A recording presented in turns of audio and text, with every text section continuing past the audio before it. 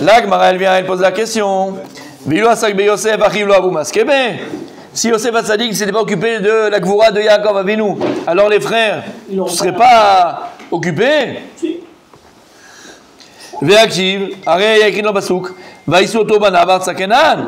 Arrête, c'est écrit Mefourash, que tous les frères, ils ont monté la mita de Yaakov Avinu en Eretz Israël pour l'enterrer. Donc, voilà qu'il n'y a pas que Yosef qui a été mita sec. Il n'y a pas que Yosef qui a été mitasek dans la Gvoura de Yaakov. Même les frères, ils ont été mitaskim Gvoura shel Aviem. Amrou, la Gemara répond, Amrou, ils ont dit les frères, Echad la Chavero, ils ont dit, Echad la Sheni, ils se sont dit les uns et les autres, Anichulo Kvodo. Ils se sont dit en fait, on va laisser Yosef s'occuper principalement de la Gvoura de papa, pour le commode de papa. Parce que lorsque c'est un roi qui s'occupe de la gvoura d'une personne, c'est le kavod de la personne qui est nifteret, elle est beaucoup plus grande. Donc les frères, ils ont dit, écoutez, c'est vrai que nous aussi on va, mais nous on ne sera pas la principale. Le principal qu'on va laisser s'occuper, ça va être Yaakov. Lama, ils ont fait ça, ils ont dit ça. Ça va être Yaakov, ça va être Yosef, pardon. Lama, pour que le kavod de papa, ils sont encore plus grands. Comme ça, les gens ils voient que c'est un roi qui s'occupe de lui. Comme il y a écrit, bah melachim yoter mibeidiot, c'est beaucoup plus important lorsqu'une personne qui est nifteret, c'est un roi qui s'occupe de lui, que si c'est une personne simple de la rue. Milanou, d'accord, c'est bon jusque-là? Donc voilà qu'ils se sont occupés les frères, mais ils ont laissé d'abord, au devant de la scène, ils ont laissé qui? Yosef, pour que le kavod de leur papa soit plus grand. La Mishnah, elle a dit, Milanou gadol mi Yosef, on est aux 2 points, vous l'avez les 2 points? Oui. Milanou gadol mi Yosef, qui est plus grand que Yosef? Que Yosef, il s'est occupé lui-même de la Gvoura de Moshe Rabbeinu, que Moshe Rabbeinu s'est occupé de sa Gvoura à lui. D'accord? Tanou Rabbanan, c'est quoi Tanou Rabbanan? Rabbanan nous ont appris. Il a fait, Rabbanan nous ont enseigné. Bo ure kama chavivot mitzvot al Moshe Rabbeinu. Va et regarde combien elles sont chéries les mitzvot par Moshe Rabbeinu. Zkuto tegena alenu. Shekol Israël kula nitasku babiza veu nitasek bamitzvot. Sheneemar chacham lev yikach mitzvot. Tout l'âme Israël s'occupait, Bizat Mitzraïm, de prendre et de vider les caisses et de vider l'Égypte. Alors que Moshe Rabbeinu, il a laissé l'argent, on parlait de Mammon, Avat Mammon. Moshe Rabbeinu, il a laissé tout l'argent d'Égypte. Et lui, il est parti s'occuper de chercher le cercueil de Yosef. Et d'où on apprend ça? Dans Michelet, Chacham Lev et Mitzvot. Quelqu'un qui est vraiment l'intelligence du cœur. C'est une personne qui est vraiment intelligente. Et c'est comprendre Chacham Lev, et différence entre Chacham et Chacham Lev. Chacham, c'est cartésien. Chacham, c'est au niveau du cerveau. C'est-à-dire, c'est cartésien. 1 et 1 font 2, 2 et 2 font 4. C'est l'intelligence cartésienne logique. D'accord? Intellectuelle. Et il y a une autre chorma, on verra dans les psukim à chaque fois, écrit Chacham Lev. Chacham Lev. C'est-à-dire que c'est plus ici une intelligence simplement intellectuelle, mais c'est une intelligence du cœur. Et c'est quoi le cœur, il dit Rav Dessler? Le cœur, c'est la source des volontés de l'homme. C'est-à-dire que c'est une intelligence qui provient des plus grandes profondeurs de ta volonté. C'est une intelligence du cœur. Et le cœur, c'est aussi l'endroit des sentiments, c'est l'endroit des ressentiments.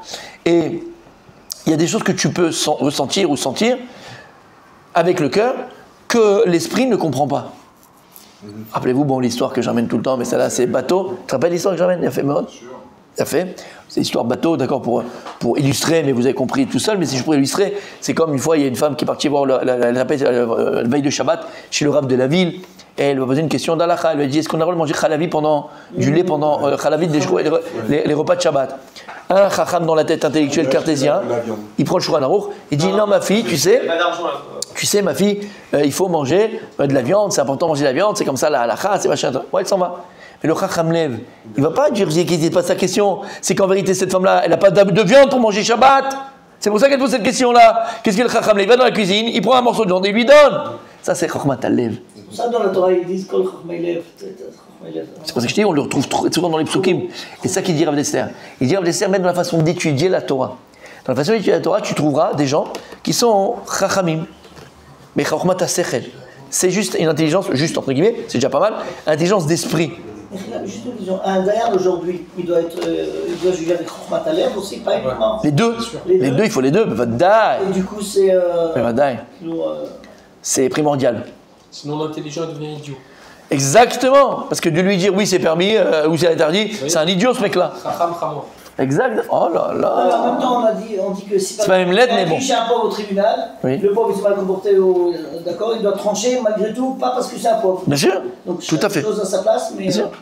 La Chormat Lev, c'est pas d'avoir de la c'est pas avoir de la compassion mal placée. Chormat, c'est une intelligence profonde des choses. D'accord. D'accord. Et qu'est-ce que je disais? Chokhmat Lev. J'ai dit même dans le Limoud à Torah, il dit Rav Dessler, c'est pareil. Des gens qui ont étudié la Torah uniquement avec leur sechel, uniquement avec leur tête. Dommage. Dommage. Lama. Parce que la Limoud à Torah, la Torah demande aussi Chokhmat Lev. Chokhmat Lev. L'intelligence. Ce matin, magnifique. Exactement. Chokhmat Lev. L'intelligence. La de Shema Israël. Exactement. Le père Iran qui ne connaît pas trop tout ça, lui, on Tu dois lui dire Shalom. Chokhmat Lev. c'est ça qui est beau. Il a fait. Mais l'imoud à Torah lui-même. Et il te dit, Rav Dessler, quelqu'un qui n'a pas de Chokhmat Lev, dans l'imoud à Torah, il n'a qu'un esprit cartésien dans l'étude de la Torah. Dès qu'il arrivera dans Sota, à toutes ces histoires-là, ou dans des Agadot à chasse, autres Agadot à chasse, des histoires du chasse, il passe. Ou l'homme est Koum, ça lui parle pas. Ça sert à rien pour lui. Lui, il veut du short chez Nagar et Tapara. Lui, il veut il chot Shabbat, il veut ça. Il comprend pas. Non, bah, c'est pas qu'il y a trop. Il dit pas ça. Ou l'homme est vin. Ah, même C'est ça. Ou l'homme est vin. Ouais, ça ne touche pas. Ou l'homme est vin. Il dit Rav Dessler, ou l'homme est vin. Et il dit Rav Dessler sur lui-même. Hein. Il a dit Rav Dessler sur lui-même. Parce qu'ils lui ont posé la question, il dit Rabbi, pourquoi tu t'as été. Toute ta vie, il t'a sakta, Rabbi Moussar, Gadot Hachas, dans toutes ces choses-là. Et il a dit à Kadosh, non. C'est une lettre, je vous la lirai cette lettre, il est là, hein, on l'a. Pour il est là, Rav Dessler, dans l'écoute de Mirta Ben Yaron, dans la bibliothèque. Et là-bas, il dit ah bah, si c'était pas moi, qui aurait fait ça? Qui aurait éclairé les... Il parle sur lui, c'est rare que le Rav Dessler, il parle sur lui comme ça. Qui aurait éclairé comme ça les Gadot Hachas? Qui aurait éclairé ces endroits où personne, que les gens y passent et ils. Comment on dit le... Il saute de... Qui aurait expliqué? Je suis venu que pour ça. Shamata. Chokhmat Lev. Qui aurait sauté trop? Dis si j'étais pas là et j'avais pas fait ça, qui aurait expliqué? Les gens ils s'expliquent pas, les gens ils passent sur ces choses-là. D'accord. Shamata. Il a fait. Ok. Chacham Lev, Ikach Mitzvot. Chacham Lev, c'est vraiment quelqu'un. Moi je sais ça c'est le vampire. Il faut faire une photo. Vous voulez même pas venir ici. On n'est pas dans un fast-food où on se prend. Ouais. J'ai beaucoup aimé là. Oh là là, quel claque! Ah, ça mérite de. Ah ouais, c'est une photo là. Ah ouais, c'est vrai, c'est une petite Au caméra. moins, ça reste dans les archives. Ah non, c'est pas. Ah non, mais je peux pas dans celle-là. Ah oui, comme ça. Celui-là. Regarde, il a mis là. Alors là-bas c'est pour les Turcs. Donc les Turcs et ici c'est les Israéliens. Allez, Ça bravo, prend. bravo. Il veut étudier, et voilà. Il veut étudier. Il veut étudier. Allez. Chacham Lev, Ikach Mitzvot. La personne qui est intelligente, l'intelligence du cœur, Ikach Mitzvot. C'est mon cher Rabbeinu, qui ne s'est pas occupé à chercher de l'argent, il s'est occupé à chercher. Oh là là. Il s'est occupé à chercher le kever de Moshe Rabbeinu, de Yosef Hatzadik. La Gemara, elle vient, elle nous explique comment ça s'est passé. Quel peuple se connaît dans les détails son histoire, Rabbi Michel. Et d'où il savait Moshe Rabbeinu où Yosef il est enterré? Amrou, ils ont dit Chachamim, Sarar Batacher Nishtaira Meoto Adam. Sarah Batacher, qui était venue avec Yaakov Avinu, elle était encore vivante à cette période-là. Elle a vécu la sortie d'Égypte. Pourquoi elle a vécu aussi longtemps? Parce que c'est elle qui a annoncé de manière calme et gentille à Yaakov Avinu que Yosef est encore vivant. Par le mérite de s'être occupé de son papy. Et qu'elle l'a fait Adinout, pour ne pas qu'il prenne peur. Alors Sarah Batacher. Sarah Batacher, elle a vécu plus de 800 ans, Sarah Batacher. D'accord? Kadosh Baruch Hu lui a donné la vie longue. Lama, comme Sachar, Rabbi Daniel, comme Sachar, parce qu'elle a prévenu Yaakov Avinu. Alors, elle était là, elle a dit, Alach Moshe Etzla, Moshe Rabbeinu est parti la voir, puisqu'elle connaissait toutes les histoires, elle était vivante. Amarla, il lui a dit, Kloumat Yoda Techan Yosef Kabour. Il lui a dit, moi, tu sais où Yosef Hatzadik il est Kabour, où il est enterré, parce que nous on n'était pas là, donc toi tu étais là. Amralo, elle lui a dit, Aaron Shilma Techet Aselo Mitzrayim. J'étais là, j'étais présente, et les Égyptiens, ils lui ont fait un cercueil en matechet, en matechet. Non, matechet c'est comme du fer. Tu vas le faire. En fer. Ouais. En fer. Oui, mais en fer. Oui, mais ils ont fait En fer. Ça coule dans le Nil, personne ne trouve.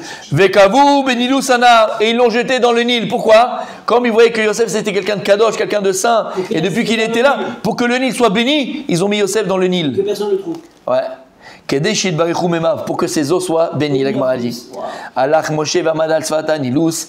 Moshe Rabbeinu est venu, et il s'est mis au bord du Nil. Amar lo, il a dit à Yosef, Yosef, Yosef, il a appelé Yosef. Igia ha'et shenishba kadosh bochu she'ani goel etrem. Il est venu le temps où Dieu il a juré que moi je vais vous délivrer. Vigia shvua shishbatal et Israël. Il est venu le temps du serment que tu as fait jurer l'homme Israël. Quel serment? Ve'alitem et atzmotai mise itechem. Il les a fait jurer de faire monter les Ashbia et Ben Israël est mort. Pakodif kod Elohim etrem. Ve'alitem et atzmotai mise itechem. C'est ça le pasuk. D'accord? Il a dit, il a fait jurer que vous ferez monter mes ossements en Eretz Kenan, Eretz Israël. Commentaire? Oui, non, j'ai une question. Iata mare atzmecha. On termine. Ouais. Iata mare atzmecha. Il a dit au Moshe Rabbeinu, si tu te montres, Moutab, super, on pourra nous maintenant faire notre part du serment. Il me lave, mais si tu ne te montres pas, Are anu menukin mijvatra, on est exempté du serment. Montre-toi, tu te montres. Nous, on fait notre part du job, tu ne te montres pas, on est libéré de notre serment. Ça lui parlait à l'époque. Moshe Rabbeinu, ouais. Miyad etzaf arono shel Yosef. Direct, le cercueil de Moshe, il est monté et il s'est fait voir devant Moshe dans le Nil. De Yosef, pardon. Ve'al titma'er barzel tzaf. Ah, ne t'étonne pas comment le barzel, le plomb, il peut flotter. Comment le plomb, il va vers le bas, Michael? Il ne peut pas flotter. Shariktiv, il y a écrit au sujet des Talmidim de Elisha Navi, quand ils ont coupé du bois, d'accord, du Yarden. Il écrit Vaï Aïchad Mapi la Korah. Il a fait tomber la poutre. Veta Barzel Nafal El Amaim. Et le plomb, il est tombé dans l'eau. Il a écrit Vaïtzak Vayomer. Il a crié, il a dit Haha Adoni Veu Shaoul. Et ils sont donc tombés dans l'eau, la Korah avec le garzen, le bois, la poutre, avec le garzen, avec la hache, avec lequel ils utilisaient pour couper le bois. Et il a crié Elisha. Elisha, il a crié. D'accord?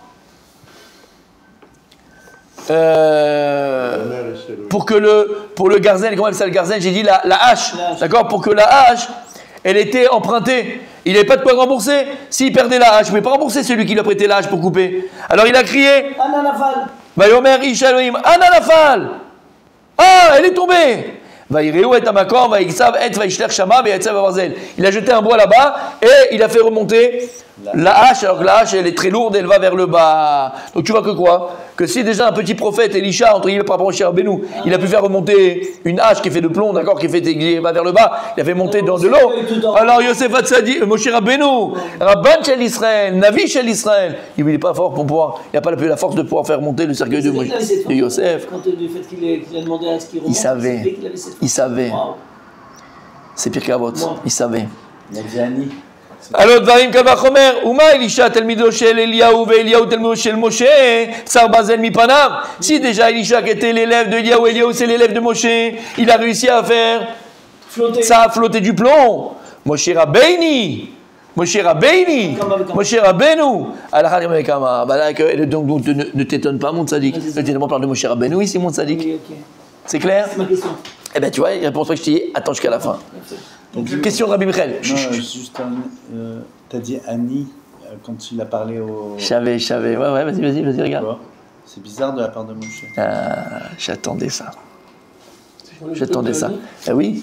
Quand il a fait monter le cercueil, il a parlé à Yosef, il le dit. Je vais le faire. Igiat Ishbakash Boru, Shani Goel Etrem. C'est un peu... Shani Goel Un Etrem. manque d'humilité. Attends, non. C'est la question de Rabbi Michel. Mais il a dit Hachem, l'artigole de Israël. Bah oui, alors il est chaliard. Bah oui. Mais Non, mais c'est c'est toujours mis... On voit que Moshe se met toujours en C'est retrait. vrai. Il a refusé, il a dit « Mais Aaron, je ne peux pas parler. » Tout le temps, il repousse. Exact. Et là, il lui dit clairement. C'est juste une question. une bonne remarque. C'est une très. C'est écrit comme ça. C'est une très bonne question. Bah, t'es mon bref. Vous avez compris la question de Rabbi Michael? Moi, je sais pas pourquoi. Dommage, on est Bechavruta, on est Bechaboura, tout le monde doit être ensemble. Pourquoi il reste derrière là-bas? Répète la question, s'il te plaît. Non. Non, parce qu'il n'a pas entendu, il est loin. Et la vieillesse, c'est comme ça. Pourquoi il a dit Ali en levant le cercueil de Yosef? Non, Lorsqu'il a parlé à Moshe Yosef. Rabbeinu, c'est quelqu'un de très anav. On dit qu'il n'y a pas eu plus grand anav que Moshe Rabbeinu. Tout le temps, il refuse. Quand Hachem lui dit va toi au fait, il dit non, ça va venir Aaron. Il se met jamais en avant. Et là, il va devant le Nil et le texte il dit Yosef, lève-toi. C'est Dieu, c'est moi que Dieu a envoyé pour libérer le peuple. est arrivé le moment du sujet auquel que Et alors pourquoi c'est une gava de faire ça? Je peux dire que c'était une gava, je pose la Pourquoi question. il se met en avant? C'est la première. Non, c'est même pas se mettre en avant, c'est la première fois qu'il dit Annie. C'est moi, genre, c'est moi. J'ai pas entendu dans des textes. Le moment de la délivrance est arrivé, Voilà. une phrase plus Là, neutre. il met lui. Je vous C'est délivrer. moi ce que Dieu a envoyé pour vous délivrer. Chez Ali, C'est une question, c'est parce que le mot Annie par rapport à Moshe, j'ai jamais entendu ça. La question elle est bonne. Il est marqué, oui, ce matin. Ça change pas le. Il est marqué ce matin. Nous, messieurs, Yosef, Guilla, allez, on va finir avec ça. Chez Ali, Goël. Très très belle question. Je sais pas si c'est une belle question. C'est une très belle question. Arrête Moshe Rabbeinu Karana Mikol Adam. Et si on regarde bien dans les mots, il Oui. dit Igia. Et là, il explique. Vas-y. Kayem et Tashvoa chez Ishbat et Bnei Israël. Ouais. Il a dit Ashbe Ishbia, donc il a prêté serment, enfin en fin de compte, les Bnei Israël Ouais, ils ont promis de le ramener. ouais. Donc il dit je suis là pour faire la promesse de te ramener, quoi.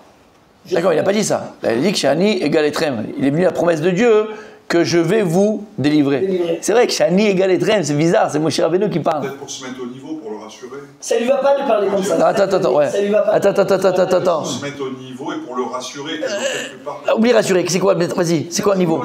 Quel niveau de quoi? Quel rapport? Vas-y. C'est-à-dire que si. Je sais pas expliquer, pardon. Mais se mettre au niveau, c'est-à-dire. Pour une fois, c'est pas de la gava, mais il met ça à un ava plutôt de côté. Allez, voilà. Je fais ce que Hachem a dit. Pour peut-être le convaincre, peut-être. Le convaincre. Alors, il a fait. Je sais pas trop expliquer. Non, mais voilà, c'est. Il a fait. Pas trop expliquer. Il a fait. En fait, on a compris. Et on va le voir, on fera les Mefarshim si Dieu veut, Yom Rishon, parce qu'il y a des trucs magnifiques, il y a des choses extraordinaires ici à dire. Mais en fait, on a compris qu'il n'y avait que Moshe Rabbeinu qui était capable de faire. La Gemara, elle continue après, d'accord? Qu'est-ce qu'elle dit, la Gemara? La Gemara, elle nous dit juste après comment c'est possible qu'un cercueil de plomb, il est tsaf, il flotte, d'accord? Et la Gemara, elle est obligée de venir et de montrer un exemple. Ne t'étonne pas, il y a même un autre prophète, plus petit que Moshe Rabbeinu. Que des séries de miracles, donc c'est pas étonnant. Oui, mais quand il n'y a pas besoin de miracle, on ne fait pas de miracle. Et pas tout le monde est capable, entre guillemets, d'amener un miracle. Pas tout le monde. Elisha, c'est lui un petit problème, mais plus petit que Moshe Rabbeinu. Il a pu faire lui-même cette chose-là. On va dire que Moshe Rabbeinu, Kol Sheken, qu'il a pu le faire. D'accord? Alors, qu'est-ce que la Gemara vient nous montrer? En vérité, Rabbi Michael, il n'y avait que Moshe Rabbeinu qui était capable, en vérité, de faire et de prendre et de sortir le kéver, le cercueil de Yosef. Personne. Attends, non, tu vois où je vais arriver. D'accord? Il n'y avait que Moshe Rabbeinu. D'ailleurs, on va voir. Alors, en vérité, alors qu'est-ce qu'on en veut à Israël? De toute façon, personne n'aurait pu faire venir le cercueil de Yosef Hatzadik. Et en fait, lorsque maintenant Moshe Rabbeinu il vient, il dit Shani égale Etrem, c'est pas de la gava. C'est pas de la gava. C'est que, en disant ce qu'il dit, Il a compris le tzivouï d'Hachem. d'abord il a compris le tzivouï d'Hachem, ça c'est vadaï, c'est sûr. Mais, comment? Il donne à Yosef la force de remonter, ça y est, c'est le moment. Alors, c'est pas simplement, voilà, il donne la force à Yosef, mais celui-là, il donne la force à lui. C'est que maintenant, en disant qu'Ani égale Etrem, c'est que, tu sais, la Nava, comme il a dit, c'est très bien ce que dit, la Nava, comme si maintenant t'es patron, d'accord? Une grosse entreprise, ok? T'es la plus grande entreprise qui existe, d'accord? Toi, t'es le grand patron. Mais Baruch Hashem, t'as une qualité, et c'est pour ça que tes employés t'aiment, tout le monde t'aime en tant que patron, c'est que t'es d'une humilité. Tu connais même la standardiste, on dit, d'accord, qui est là-bas, tu connais, tu lui parles, tu machin, parce que les grands patrons, ça n'existe pas, d'accord? Mais toi, tu es tellement proche de tes employés, tellement un arbre, que même un type, n'importe qui dans l'ascenseur, il peut te parler, il peut te demander, il peut. Alors que là-bas, il faut des rendez-vous, il faut machin, il faut. D'accord? Toi, tu es tellement un arbre. Aval. À un moment donné, la boîte, elle a besoin, d'accord? Elle a besoin, il y a un problème dans la boîte, et il n'y a que toi, il n'y a que toi qui es capable. Là, il faut que tu revêtes ton blason de patron. Et en fait, quand Moshe Rabbeinu maintenant il veut faire quelque chose, pas pour lui, c'est pour Yosef Hatzadik. Et c'est parce qu'ils ont juré de faire venir le cercueil de Yosef en Eretz Israël. Quand il dit Kshani égal etrem, kaviachol, il s'habille de la force du Goël, il s'habille de la force du Mashiach pour faire venir pour faire monter. Rôle à ce moment-là. Bien sûr que voilà, c'est même pas qu'il était c'est exactement. C'est qu'il accepte son rôle, exactement, mais il l'accepte, comme tu as très très bien dit, pour Yosef Hatzadik. Il l'accepte pour faire venir le cercueil, pour pouvoir amener le cercueil de Yosef en Eretz Israël. C'est qu'il s'habille de son rôle. Là, je suis obligé de jouer mon rôle. Là, je suis obligé d'être. Et quand il dit Kshani égal etrem, ça lui permet d'avoir son statut. Klapé Shumaya par rapport à Kadosh Baruch Hu, par rapport à l'histoire qu'on est en train de vivre, pour faire venir le kever de Yosef. Tu comprends ce que ça veut dire? J'entends. Voilà. On continue. Yom Rishon, Bezrat Hashem. Razak Michael.